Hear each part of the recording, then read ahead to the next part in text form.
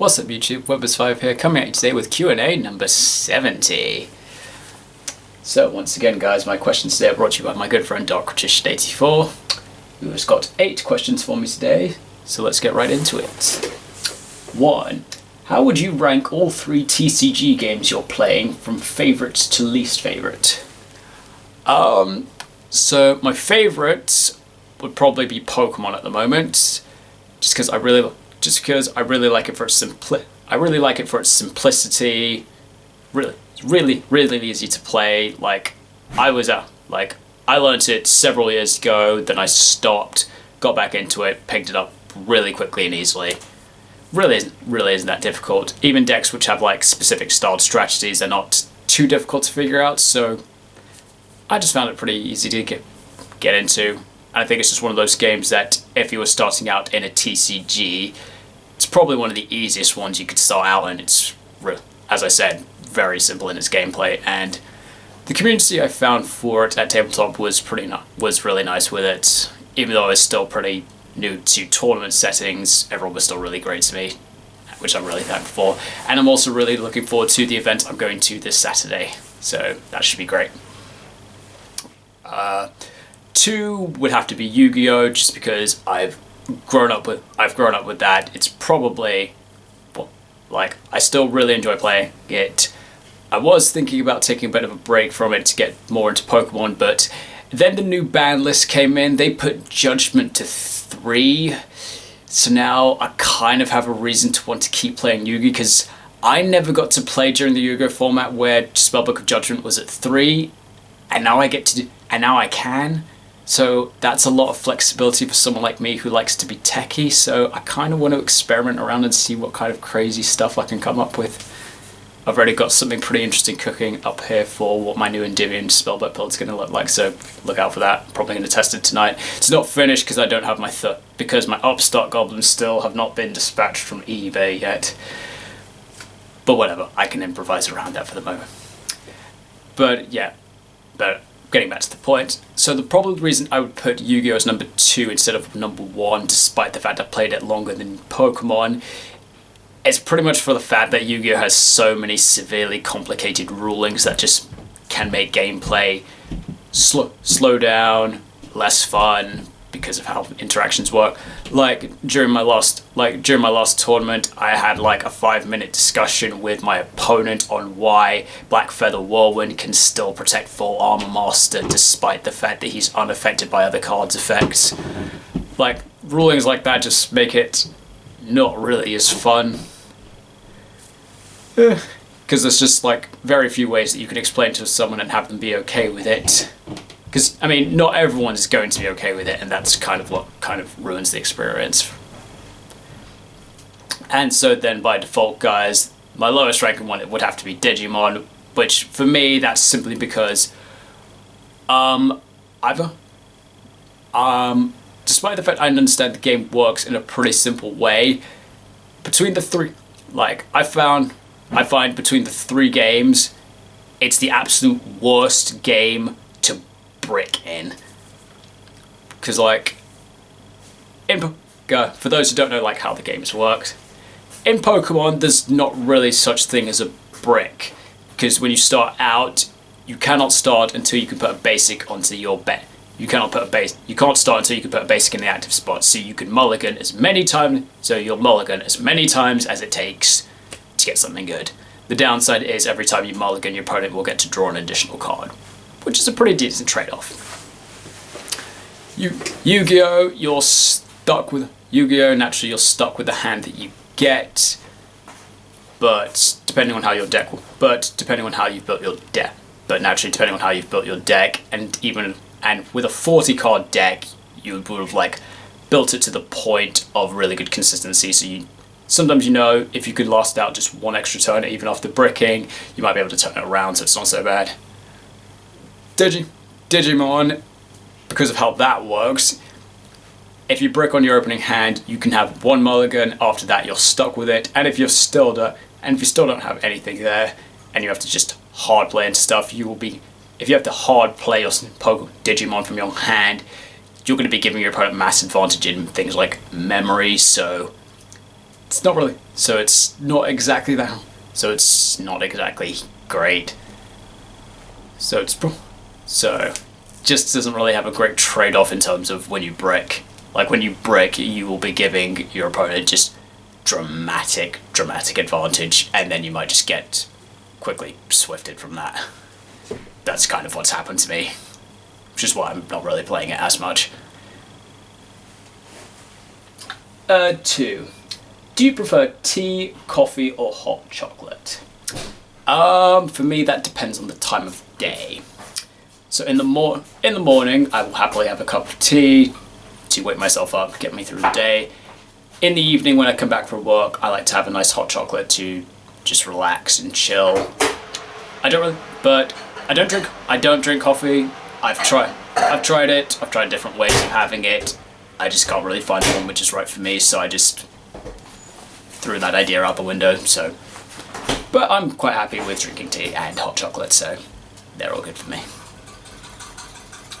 3. Do you think Yu-Gi-Oh! Will ever get a Master Rule 6? That is really hard to call at the moment.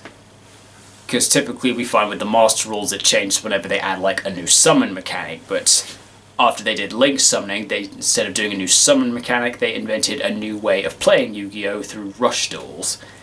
And so, but TCG didn't get rush duel, which is rather upsetting because we already have speed duels, and according to Konami, they're pretty much the same thing, even though they're not the same thing.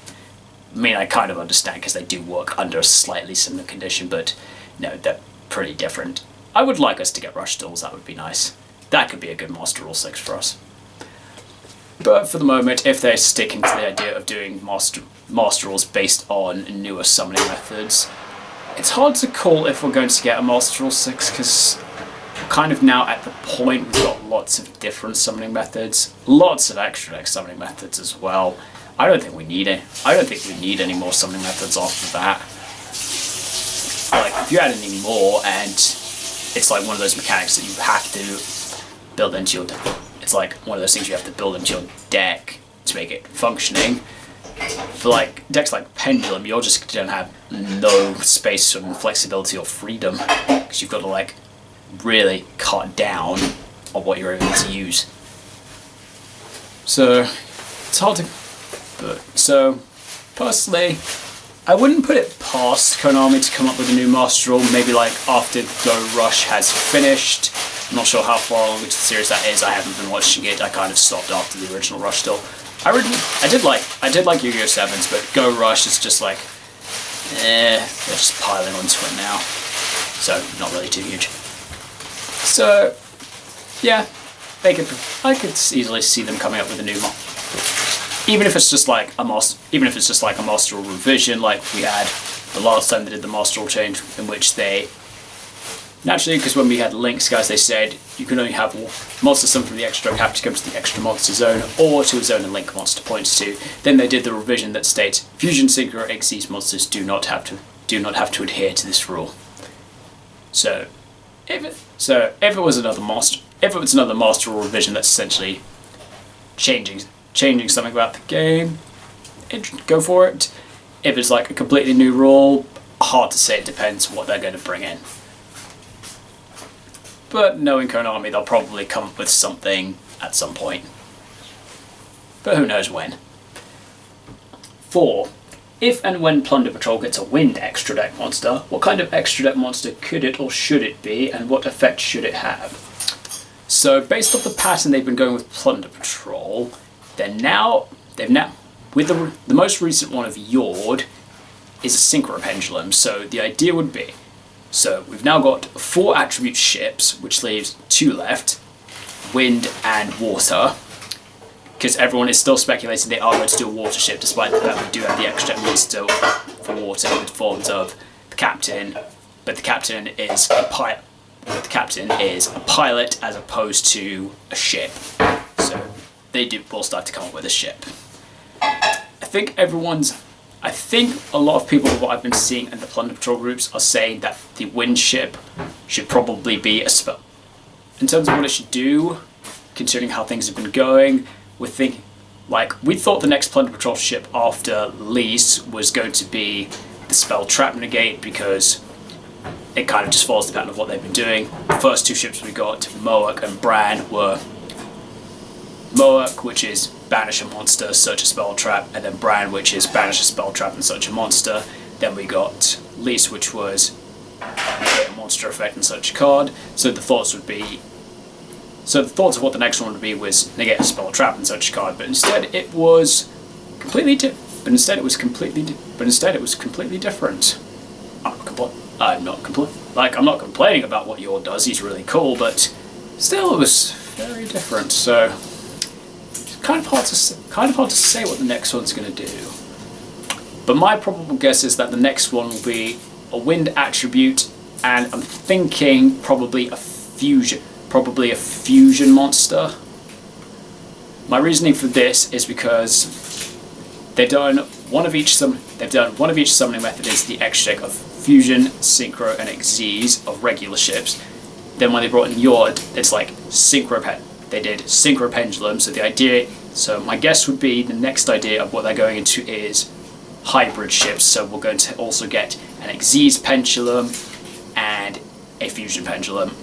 I think my reasoning of thinking the Fusion one's going to be next is because my thoughts are maybe the last ship, instead of a rank 4, could be a rank 8. So it would be like the proper true boss ship, as like stronger than the rest. So that's my thoughts. It could potentially work. Maybe it's like a rank 8 as opposed to a rank 4. But we'll have to wait and see. So yeah, I think the next one will probably be a wind ship. A lot of the community thinks Spell Trap Negate, which I think will probably happen at some point, because so far each of the ships seems to be working in pairs. Like I said, Moak and Bran, they're basically their Plunder Patrol related discard effect. Their Plunder Patrol related discard effects are parallels of each other. There, Lease has got its discard to Monster, and then Jord's got its own effect. So yeah, probably do a Spell Trap Negate, and then something that maybe works in a similar way to how Jord works, but different. Hard to say. 5. There are those who like kaijus and those who hate them. Do you think they're a necessary evil in the game? Kaijus is one of those very difficult things to call. Because I mean, kaijus are probably one of the easiest forms of monster removal that the game has, but kind of only works in like spot removal, but it's like easy to use spot removal. And because since all kaijus are different levels and types, you can mix and match them to your own deck styles to have them like work within synergies. Like I've seen Madolche decks and other decks that are now like using like things like, now we've got things like Small World. They're like Small World, so lots of decks that are playing Small World use kaijus within that engine because they're just like this like easy attribute that works with a mono attribute deck, and the type will typically be completely different from their own archetype. So it's like one of those cards. So kaijus are like one of those cards that in terms of Small World, just like it's an easy bridge to get to a specific part you need, or in a desperate situation where you just need to out something, you can use it as the card that you're searching, matching the attribute. And personally, I've always found, and sometimes I've found, even if you kaiju a monster, kind of depends what you do next. It does kind of depend on what you do next about it. If you've literally just done it to just out a specific boss monster, but then you've got no follow-up after that, you're still just giving your opponent a pretty decent attack statted monster that they can just beat you over with. So, yeah, I would agree in saying that they are just one of those necessary evils. Because kaijus are good, but it all depends what you do as the follow-up. 6. I've seen that Supreme King Zark has 2 forms. Thoughts on Otto's Arc Ray Dragon? technically speaking, Zark has 3 forms now, with the recently revealed Synchro Universe version in the OCG. But onto the point of Arc Ray. So I didn't really pay much attention to this set, so I didn't really take a huge look at what Arc Ray does. But I've taken a look at it now. So I get from the name, it's supposed to be like the light version of Zark based on Ray from the anime who defeated Zark, which makes sense in there.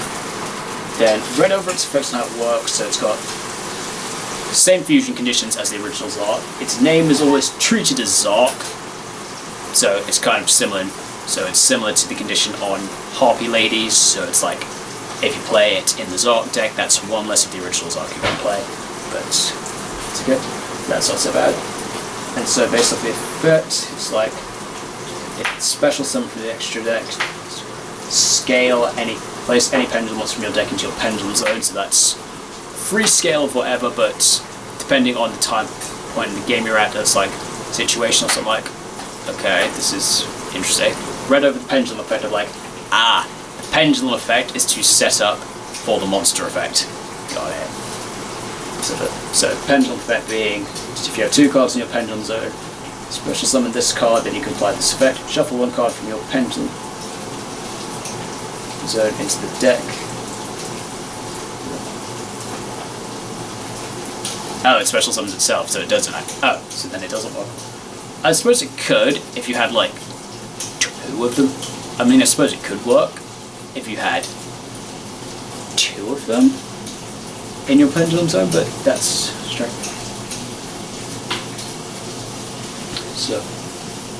So basically it's just like shuffle something from the pendulum zone into the deck. If it was actually your extra deck, you can special summon it ignoring the summoning conditions. So that's pretty useful. Like, you could use that. So like, if you've got the original Zark in your scale, it means you can get access to both. You've got a way to set a new scale. Then you've got a way to just ball wipe your opponent straight up, which isn't bad. So, for what I think about it, based on the artwork, it's very nice. I really like its design. But its effects seem kind of really situational. Definitely more centered around the Supreme King or extra deck pendulum related deck. Which there's not really too many decks that can heavily abuse extra deck pendulums. Like the Oz archetype can. They've got a lot more options now. But it's not a but they're kind of all really situational depending on how you want to use them. So overall I think it's interesting, but kind of situational on how it's going to be used. 7. Thoughts on Supreme King Zark's Synchro Universe. The Synchro we don't have yet. So I took a very brief look at Synchro Universe. So kind of already partially forgotten what it does. So I'm going to have to just search that up quickly. I think I was looking at it earlier. It's there.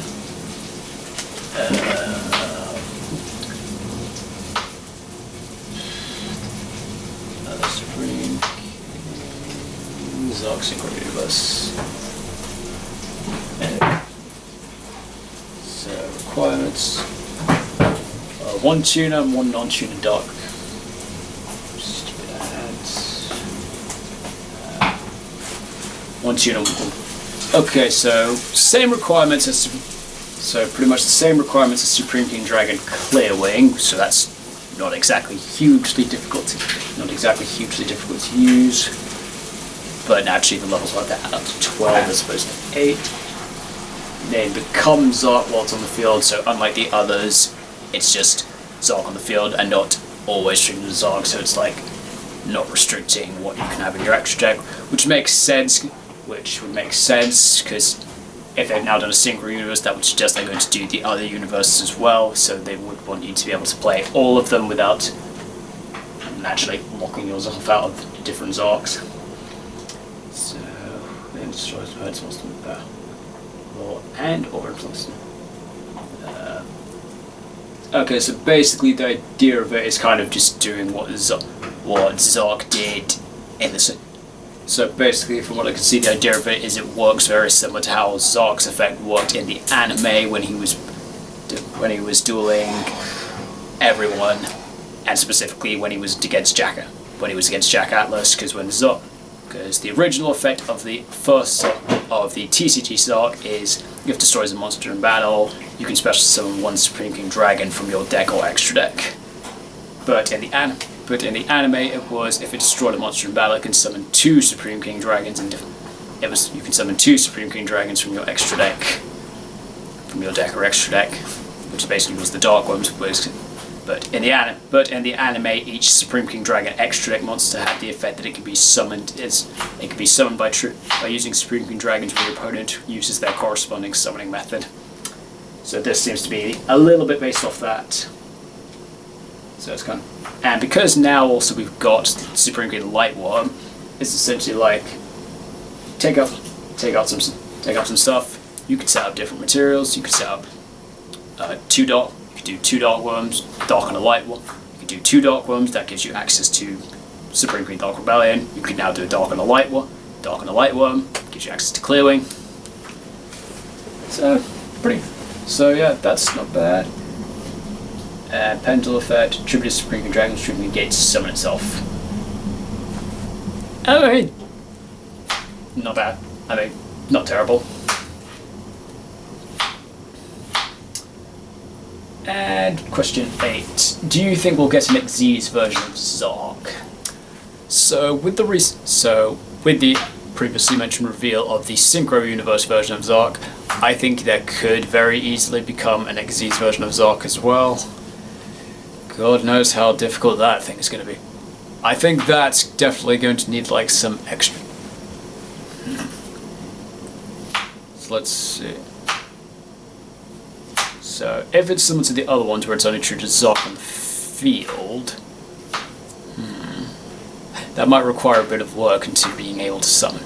Like, summoning Synchro Universe isn't so bad, because like, even just going, you could just go, harmonizing, effect, drop a dark, that matches, let's see, it needs to be 12, so you'd need... Is there a level 8 Dark Pendulum Magician? Yeah, possibly. I know there's 7. Still, it's not impossible to go into, but like, for me it would depend on what. Its ease of use for an Xyz version of Zark would probably be dependent on what its summon conditions are, so, and if they choose to add like an additional summoning condition to it, which I think they could. But yeah, could be interesting to see. And on that note, guys, that is all the questions I have today, so thank you very much to our Patricia for all of your questions. Very amusing as always. And if anyone else has any questions for me, I do these Q&As every Wednesday UK time, morning or afternoon, depending on my schedule. Thank you so much for watching, guys, and I will see you next time.